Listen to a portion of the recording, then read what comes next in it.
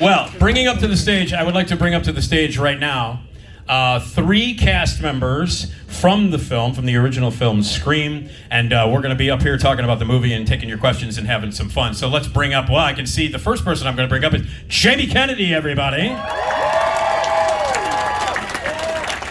Here comes Jamie Kennedy. How you doing, buddy? All right, come on up, take a seat. Lee Waddell is with us. Hello, Lee. No, over here, you can come up. Well, whatever you want to do. You're Ghostface. I'm not going to tell you what the fuck to do, dude. Come on up any side, whatever you want to do. And Skeet Ulrich, everybody. How you doing, man? Yeah. Nice to meet you. And here comes Skeet. Skeet, how you doing, buddy? Good, man. Take a seat. Wow. I don't think these people know I'm funny either, Nice. but that's beside the point. All right. Hey, welcome, guys. Guys, this is incredible. I just want to say it's really great being in the basement of a Hyatt with you. It's exciting, isn't it, Ski? Same as last night. Yeah. We played cornhole in some suite last night till like. Okay, that was private. What? Midwest is fucked. Yes. All right. Midwest as fuck. Okay. Okay. I see the correlation. I think. Yeah. Cornhole. I think. That was Do they call it aggressive. cornhole? That's Do the they first call- comment. Midwest as fuck. Welcome to Chicago, my friend. All right. We're all fucked here.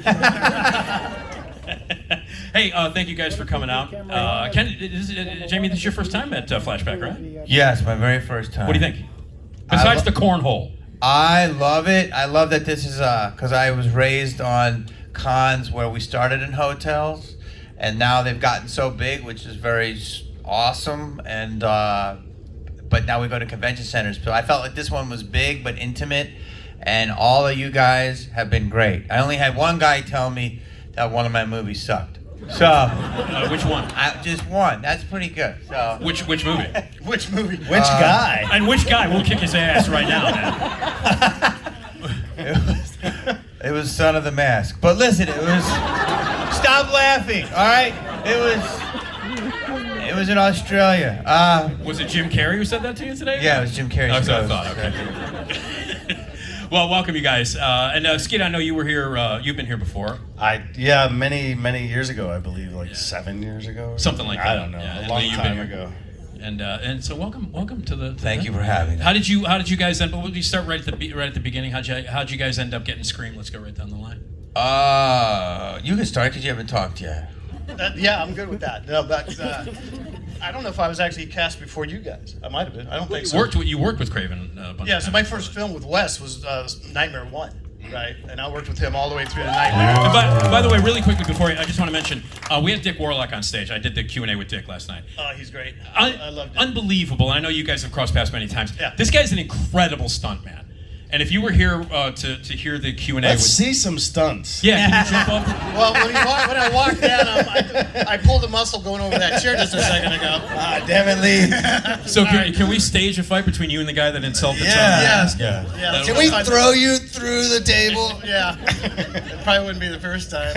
So anyway, you worked with him since all the way through the first Nightmare. Yeah, so I started with Wes on Nightmare 1, and then I worked with him all the way through Scream 2. And I think the only movie that I did not work with him in some capacity, and Tony Caesar, his second unit director and stunt coordinator, was Serpents in Rainbow. And that was shot down in Dominican Republic. And probably, actually, I think that was Wes's best movie. I think it's one of his best, John. Yeah. Wait, did you just say that was? better than Wait, Scream? you realize we're here promoting You see Scream? that guy right there in the Yeah. mask? Did you think it was better than... Did you think There it was a movie I wasn't in called Yeah. Serpent in the Rainbow. That's the best West movie. I mean, they're all great, but that is his finest piece of film. Can you delete that part from YouTube? All right, so you'd worked with him, but you did stunts. So how did the Ghostface thing happen? So I had worked with Drew before on some other films, right? And she was obviously our leading lady. And Tony, yeah. Well, think about it. It's true. We took the #1 star at that time. We whacked her in like 7 minutes. And so I'd worked with her before, so we knew that opening sequence was with her. And I had a great relationship working with her. And then Tony Caesar, who was our stunt coordinator, second unit guy, he knew that. So he brought me in to bring that character to life. And I sat down with Wes at the set that night, scene 1, take 1, 10 minutes before we roll a camera, I'm like, so tell me about this guy. You know, what's Ghostface? And we kind of went down the rabbit hole. And here's the one thing that Wes told me about the character that has stuck with me to this day is the original Ghostface, the way that he wanted it portrayed is that he moved like a phantom. Right? So that's how I took it. Because I move like a phantom. So does Matt, apparently. You are very light on your killing feet. Yes. One thing a lot of people don't know is they shot that whole beginning sequence with Drew, and Miramax pulled the plug on the film and said, no, we're not going to make this movie. And it took Wes and Kathy Conrad and Marianne Magdalena quickly editing together the beginning sequence and rushing it to New York. This is pre-digital everything, and rushing it to New York and saving the film. They were like, oh, okay, now we understand. Keep going. Yeah, that first week, Yeah, Wes was doing 20-hour days. Yeah, it was We were brutal. filming all night. He would get dailies, edit them, and shoot them out the door to get first screening so that the execs and the studios could see what he was creating. So the first 2 weeks for Wes were 22-hour days. Wow. Okay. He slept on set. Okay. All right. How did it come to you? How did the screen come to you, my friend? I just auditioned. I got the part, then I lost the part, then I got the part, then I lost the part. How'd you lose it? Tell me about that. Long story. I had no credits. I had a Rally's hamburger commercial. You guys know Rally's? Yeah. You needed Wait, a what'd you do in the hamburger. commercial? You come. What'd you do in the commercial? What did I do in the commercial? Yeah, you remember? I swear to God, that's just what I said. Even though I looked at it, and I was playing a young kid, and I looked at it, I was a young kid, and I said, "Damn, that's a big ass burger." It was Wait. and I'm not kidding. It was kind of early B-Rad. I'm not kidding. You cussed in the commercial? Twice? Wait, is Damn, ass, that's damn? a big ass burger? Yeah, it was a Midwest regional. They don't care about. They want a big ass burger, right? Now I get the cornhole comment. You get. Yeah. Damn, that's a big ass burger. Woo! And I'd Wes have is eaten like, it right then and there. That's for the Chicago market, wasn't it? no, but look, I only did that. I did El Pollo Loco. I'm not kidding. Like I made my beginning. Damn, that's a big ass chicken leg. He was typecast early. No, I said, damn, that's a big ass breast. Sorry. Anyways. I got the wrong body part. I don't know. I did a lot of commercials, and so he had credits. He was in the craft. Okay, he had credits. He was a nightmare, and so Jason Lee, love you, buddy. They love Jason Lee, and then because he was in Mallrats, so they kept going back and forth with that. Who said what? I gotta be in the movie, all right? And then Brecken, Brecken was deep in the mix, and he was in Clueless, which I read for like 3 times. You know what I said in the audition? Damn. That's a big ass high school.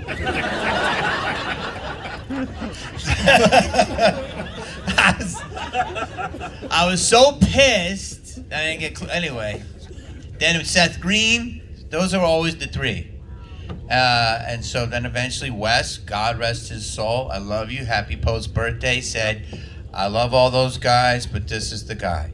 And he went to bat for me. And if he didn't do that, I wouldn't be here saying, damn. So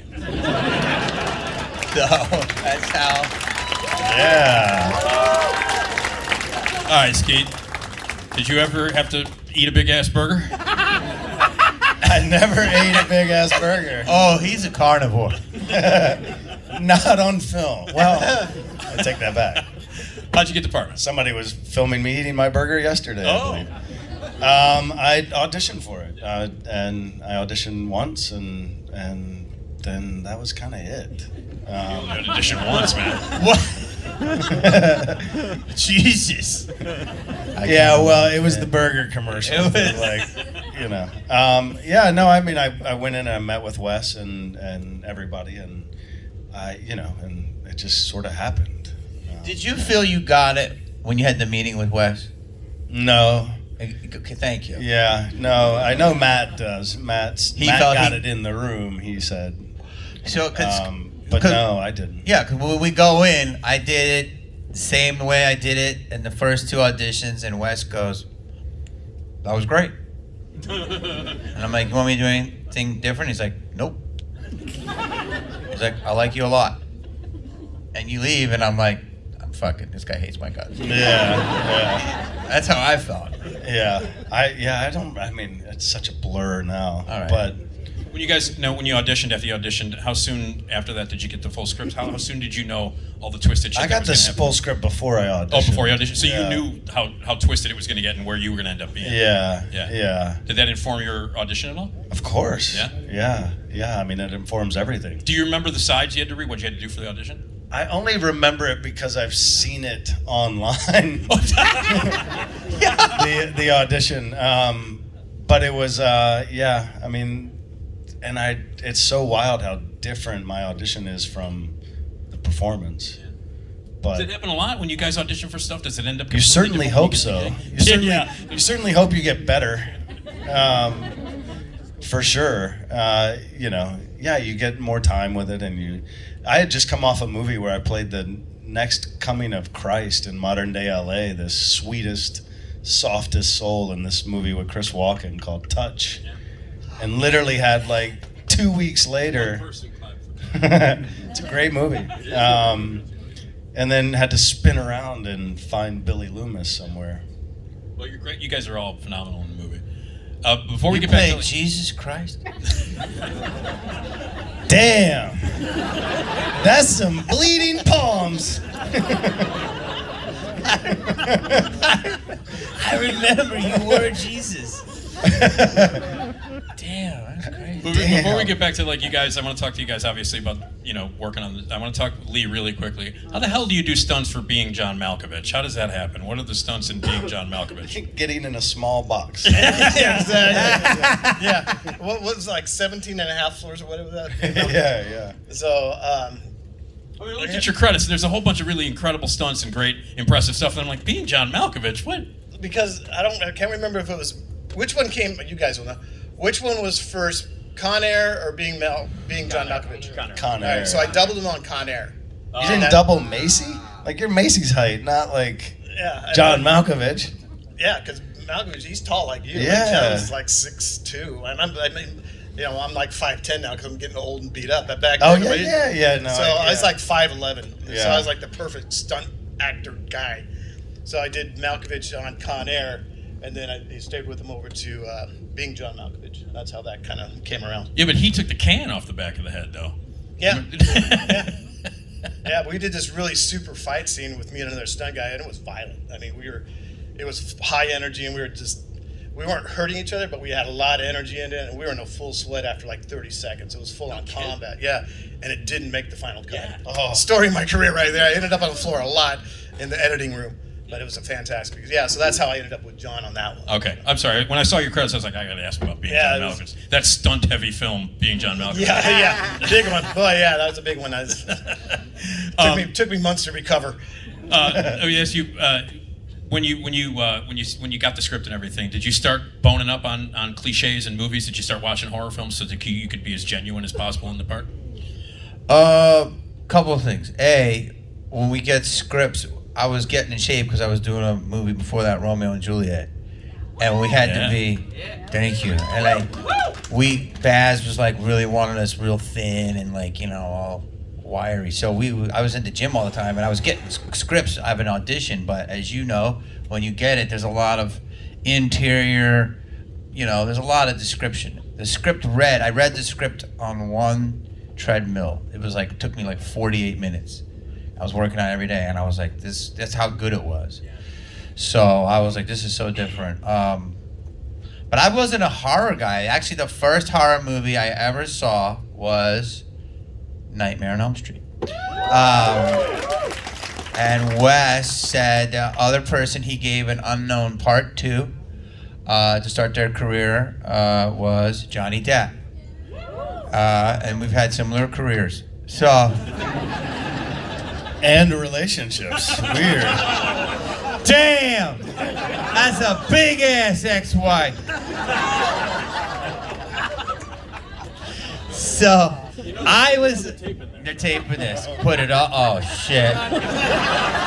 Could you delete that part? I'm up for a couple of Disney Plus cartoons.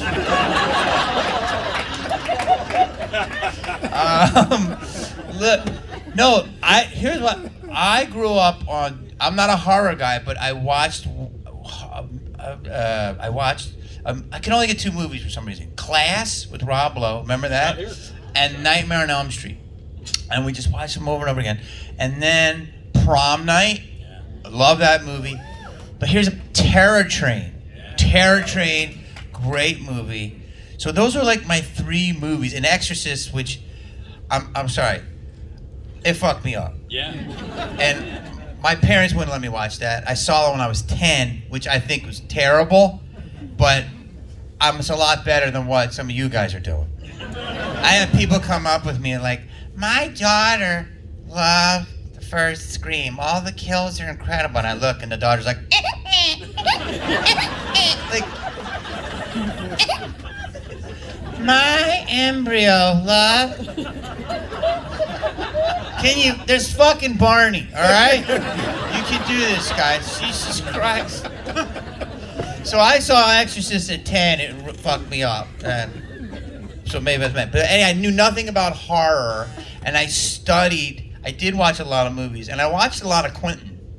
Because Quentin at the time, he's the biggest legend, but he was the rock star he's a rock star, and he was like all about videos and stuff. So I said, what would Quentin do? So I started really obsessing. So that's how I did it.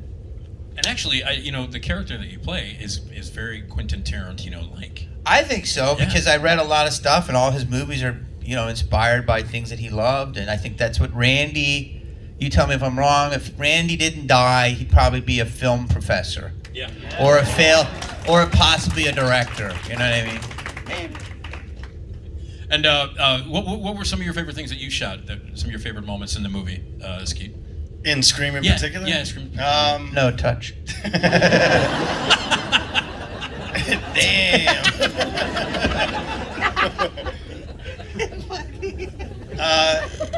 That kitchen sequence was, everything from the turn at the door, I kind of think, I'd just been salivating to just play that part of it. And I think we did that sequence for about 3 weeks. Really? Yeah, all the way through to the end. It was like 3 weeks or something. It was a lot of nights. It was longer than it looked on paper. Yeah. Definitely 3 weeks. But yeah, that sequence, it was just a lot of energy, and it was kind of everything, had been dying to do, and, it was certainly an incredible time.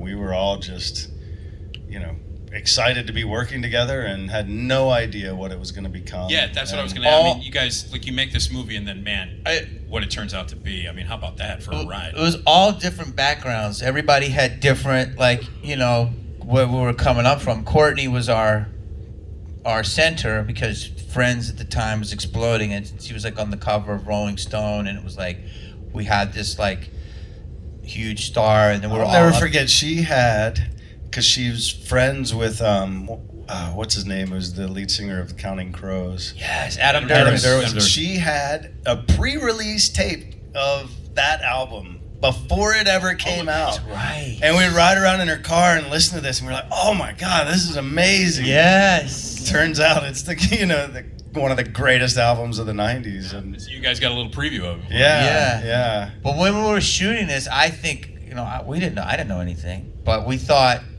I personally thought Courtney's in this. Her co-star was in a movie called Leprechaun. Do you remember? Yeah. And I thought, if we could come out and do Leprechaun numbers. Were they bad?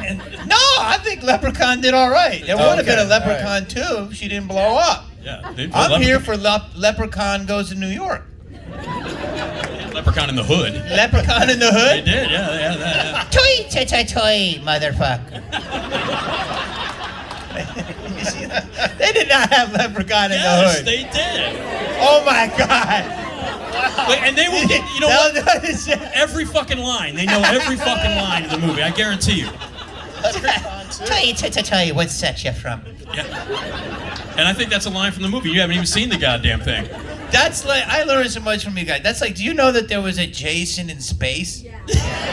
Dude, Skeet doesn't even know that. I didn't know that. Jason went to fucking space. Jason What X. did he do out there? He fucking froze people. Tell him what Jason did in space. Make sure you call it right. It's Jason X, otherwise they'll kick your ass. Okay. Jason X. Jason X, no, that's Twitter. Elon did that. You are Jason on the ball. X. I know. I'm really having a good show. You guys are getting a freebie, all right?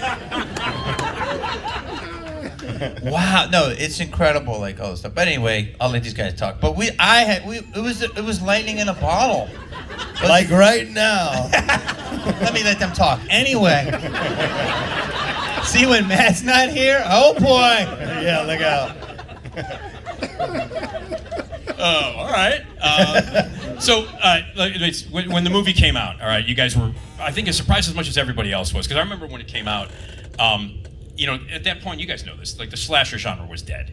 And it was pretty dead. And then this thing comes out, and it's so fucking smart, and it was meta before meta. Now we have meta. Everything is fucking meta. And it was, New Nightmare was kind of the first one to do that. And then Scream took it to another level. So when it came out, were you guys surprised at just how, I mean, because it was critically acclaimed, it made a ton of money, and people loved it. It crossed every border. Were you guys, when it came out, were you like, holy shit, I mean, were you surprised by that? Yeah, I mean, you know, you got to remember, there was no social media at the time. There were no, you know, you kind of only had a sense of things based on, you know, your previous box office, and then you get garbage bags full of handwritten notes from fans. And so you really had no barometer for, you know, who was even famous or what was going on other than those two things. And Yeah, remember the Hollywood Reporter? We always checked what our box office was doing. yeah, there was no Variety. yeah. So there was really no way until those phone calls started coming in, like, oh my God, it's projected to do this. Yeah. Oh, it's going to do this. And It's then doing Leprechaun numbers. yeah. And then at that time, you'd get back-end checks. You know, they didn't creatively account it away. You know, you actually got more money when they made more money. And so it was pretty phenomenal. Pretty surprising, I guess. I mean, we felt like we had a good time and that, you know, and we trusted what we were doing, but there's no way you could predict that, you know, 27 years later, we'd be sitting here talking about it still. That was a game changer. I mean, it truly is. I think Scream is a legendary. It's a game changer in the genre. There's no question about it. Now, let me ask you really quickly about the new ones, the Scream and Scream 6. I don't want to ruin anything, but he's in them. You guys knew that, right? All right. Anybody has not seen Scream 6, plug your ears. All right, come on. Okay.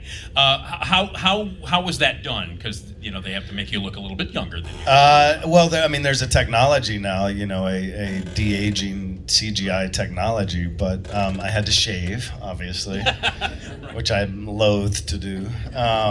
But I did. And, you know, according to the directors and producers, they did one pass of CGI on it. And it really was a decision made in the mind. I mean, it took like 6 weeks for me to say yes to doing it because I wasn't sure how it would work. Yeah. You know, how could I be Billy Loomis again this far down the line and it be realistic or work in any way? And it wasn't really made apparent to me until I got to set and, you know, or not to set, but got on location in North Carolina and started talking to Matt and Tyler, and they were like, you know, we need to lean in. You look really young still. Let's just lean into it, you know? And so that's how it went down. And, you know, I don't know what their plan was if I showed up haggard and looking 80, what they might have figured out, but be like, wow, this is going to be an expensive amount of CGI. When you saw it, what'd you think?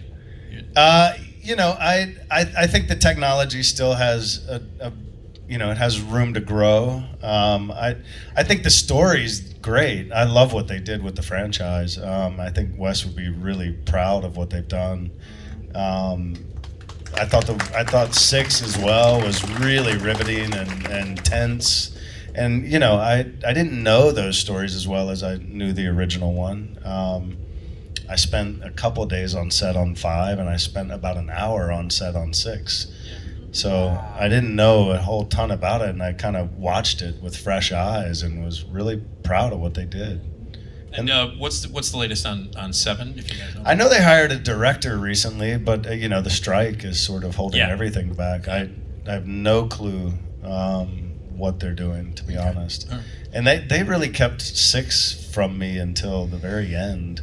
I think they had several versions of it. Yeah, you gotta hide when you're shooting stuff. Now because of the internet and everything. Yeah, you gotta make fake up endings and all that kind of crap. And they had I think 5 different scripts that went around Hollywood. Yeah, even to agents and everybody. There were lies they sent out, and nobody knew. We'll talk a little bit about some of the earlier stuff that you guys did besides Scream, really quickly. Lee, what do you think is the best stunt you've ever done? Which one are you most proud of? You almost died. Yeah. That would be the one he'd probably be least proud of. Yeah, exactly. The one I really messed up. Yeah. The one that stretched me out. I think what stunt guys and sometimes the actors, we have scenes or just one frame, right? And it'll go up and oh yeah, that one goes on the wall as an iconic piece. Like Scream 1 opening, iconic piece, right? Yeah. Top 10 stuff.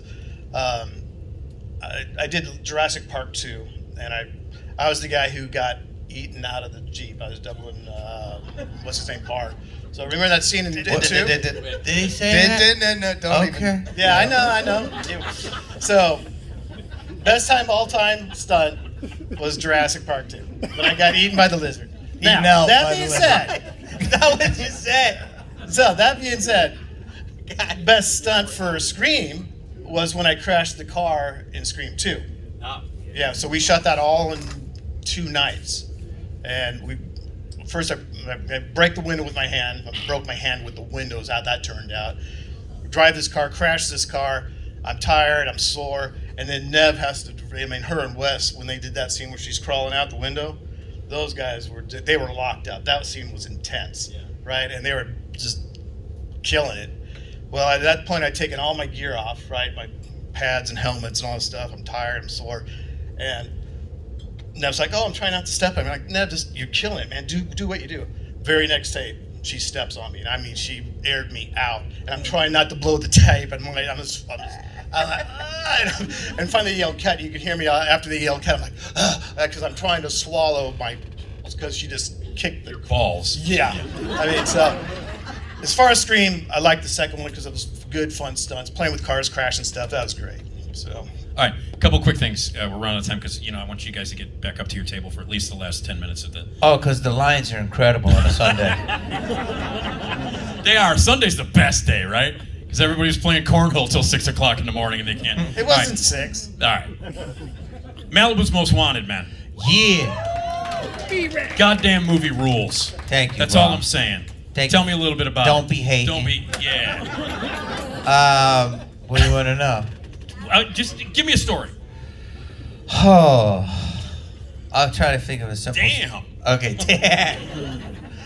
No. Okay. So people love the movie, right? And I'm very fortunate. But making the movie was a lot of intensity because I was a co-writer. I created the character. It was my first starring movie, and I had a lot of. I was just me. Always kind of getting beaten and dragged around. And Terry Crews was early in his career, and he's strong as hell. And he was an ex-football player. I think he played for the Browns. And I had a lot of nerves during that movie, so I had a hemorrhoid. You asked for a story. Damn. That's a big pain in the ass. And there's a scene where he's grabbing me and picking me up where I'm doing the big shootout where I say King Kong, and he grabbed me and for the take, and I was like, he's like, you good, dog? And I was like, yeah, I'm good. Just don't grab me there. And he's like, all right.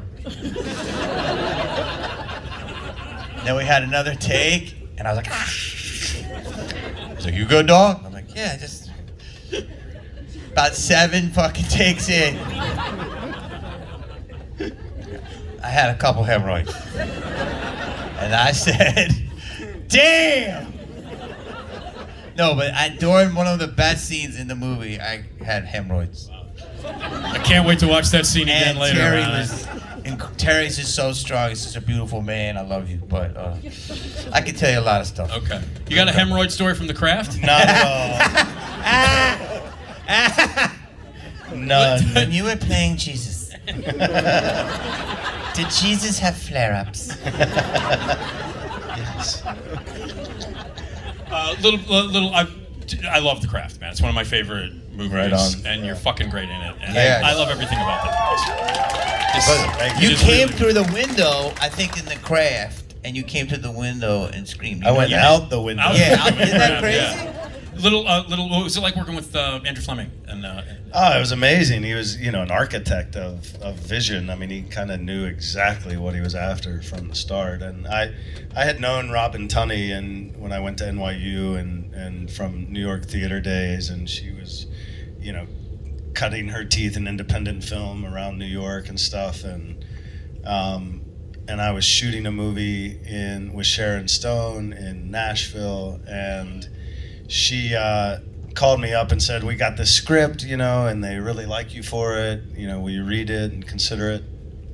And so I was in the middle of filming. I read it over the weekend, whatever, and called her, and I was like, yeah, it's really great. Like, what's next? And it was the first, big Hollywood experience I had where, they flew me out, picked me up at the airport, took me to this producer's house, Doug Wick, this big-time producer, and Robin meets me there, and we read scenes in this producer's living room for him. And that was it. He's like, okay, yeah, this will work. You got it. And then I flew back to Nashville, finished that film, and came straight out to do The Craft. And it was, it was from the start. They just knew exactly what they were after. And it was interesting because I was really kind of the only dude in it. And, for the most part. Oh, yeah. And so it was interesting. There were some things I will not repeat that happened. Damn! This is a good-looking cast. I once upon a time used to hear. We're just about out of time, but I do want to mention, if you guys have not seen, these two dudes are also in As Good as It Gets, which is one of my favorite movies. James L. Brooks is amazing, and you guys are, you're bastards. Well, no, he was. Yeah. That's not what the plan was. hold on. What do you mean? I was gay hustler number 3, and you were lead gay hustler. Yes. Well, so the other guy was gay hustler number 2. Yeah, Justin. Yeah. That was an incredible experience. I mean, Yeah. that was wild. It was wild. We shot for a long time. There In was New a York. lot of stuff that's cut out of it. I think I had 10 scenes cut out of that movie. He had Yeah. multiple scenes with Jack Nicholson. And great, Yeah. love sequence. I mean, not love scenes, but we fall in love, all this stuff. And it was pretty phenomenal. And yeah, it was cool. Making a movie with an auteur, we didn't know we had. There's definitely different movies in there. Yeah. But Jack Nicholson thanked you at the Academy Awards. He did. He Yeah. did. Look at that, man. So- How about that? I know we have very little time, and one thing that we do at these things is thank all of you, because it really means the world to us that you come out here, that you.